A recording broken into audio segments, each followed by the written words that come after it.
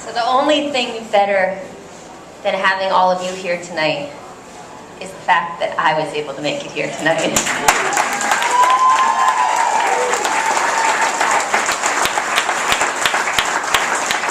I was so nervous, not nervous, I was just so disappointed that I might not be able to be here. And I think for a lot of you know who've been following my blog since my surgery in September, it's been a really rough path, and every day, every hour is different, and we never know what's right in front of us. And I think I did a pretty good job before, but if I haven't before, I've learned to appreciate every single minute, and it's just amazing to be here, and I'm so thrilled to see all of you, and so happy to be here. So thank you for coming, and I'm glad I'm here too.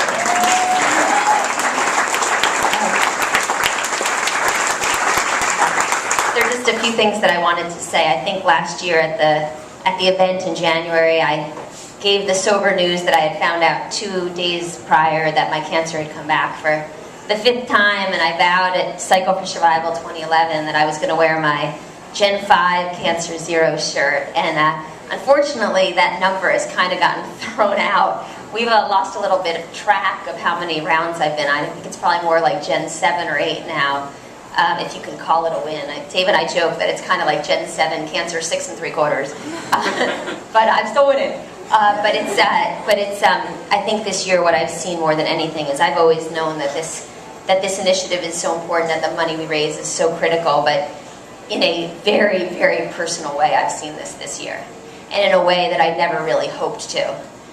When we created this charity, it was never my hope or intention to be a recipient of one of these trials. And just a few weeks ago I was put on one of these trials that was completely funded, as Dr. Carbajal said, from Cycle for Survival dollars.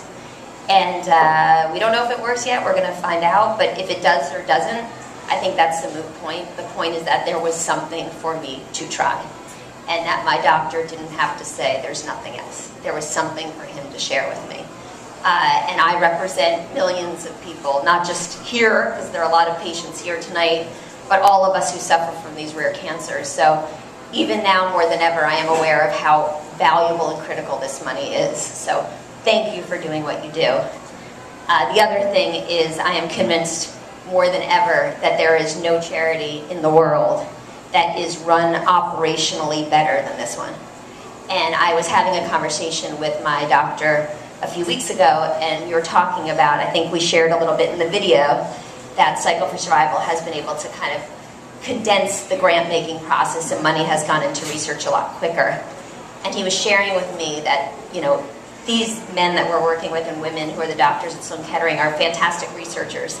The last thing they should be doing is spending all their time writing research proposals and grants.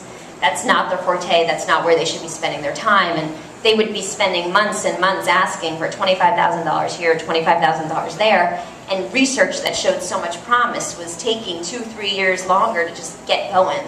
And what's so exciting is with the criteria that we've set up, we're able to consolidate from something that might have taken 4 or 5 years to now 18 months.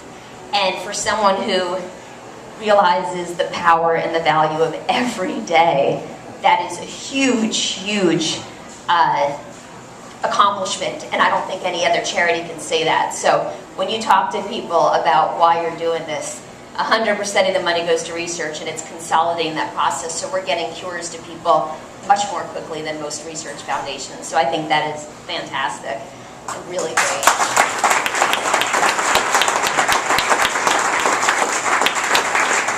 I think the last thing I would just share, and I like that, you know, this video that they made, I like that for Dave and I, when we created this, and we thought maybe we'd raise $10,000 in year one, and it was just a glimmer in our eye what this could become.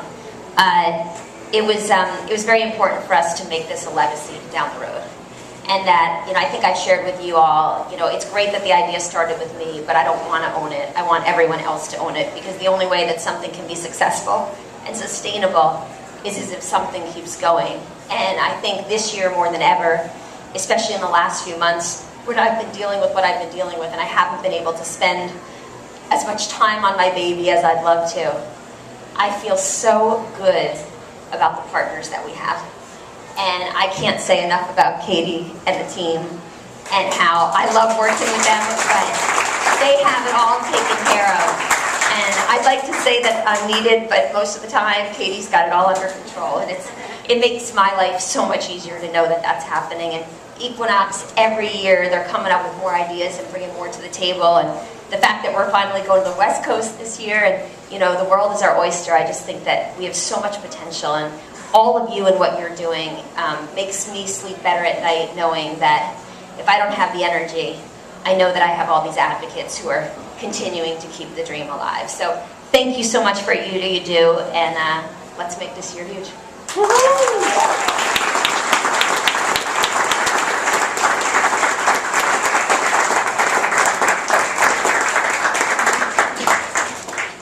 That's really all of our program. When the